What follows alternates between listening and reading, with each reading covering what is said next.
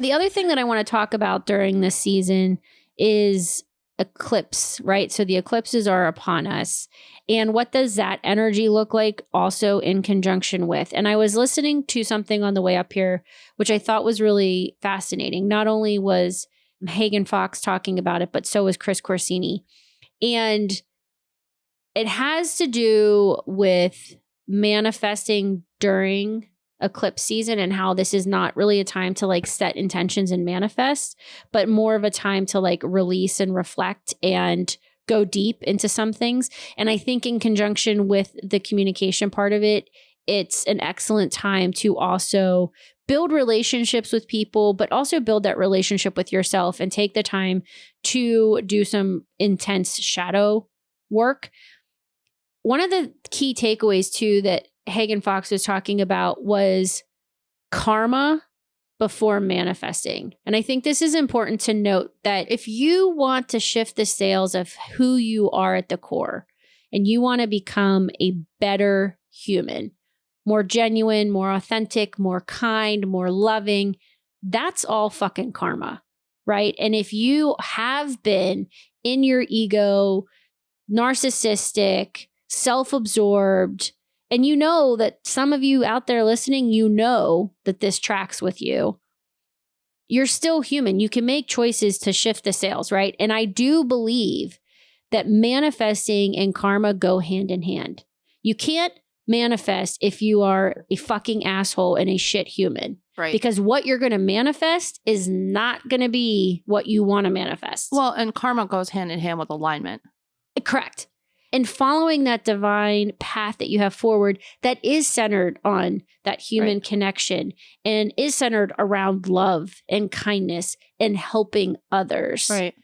In addition to helping yourself and having that self-expression, but at the core, being a good human. So I love this so much. This season that you're moving into right now, if that is something that hasn't been at the focal point of what you do daily, I implore you to start there. I would start with manifesting for other people. And I do this all of the time. I think it is such an important practice. We see so much stuff. We've heard about The Secret. All of these things are about manifesting for ourselves, manifesting money, manifesting love, all of this. But if we're not manifesting for the greater good, none of that really matters, right? And we did talk about this on a previous episode as well. And when I was a single mom and I had told myself I was not going to date until Evie was like 18. That's right. Yes.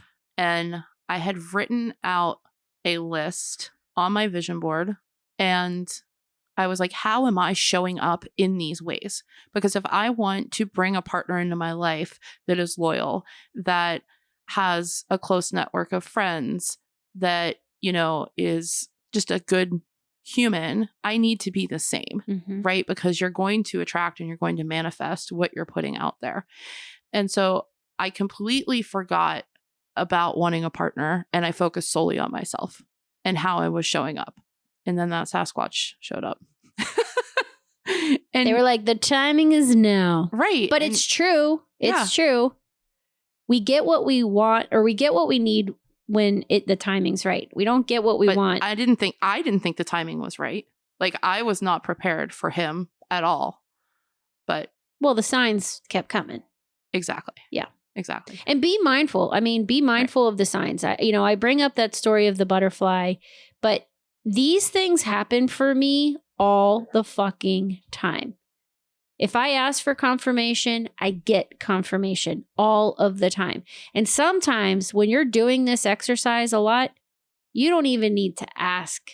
It just is. Like if you pay attention to what's happening. Yeah, when you have that relationship with your team of light, and that is a fluid, open relationship that you have every day, multiple times a day, it just starts to flow. Right. Now, a little bit of touching on the eclipse energy, right? So you can still make things happen, but you just have to harness it more and you have to be able to pivot because it can be uncontrollable and unhinged.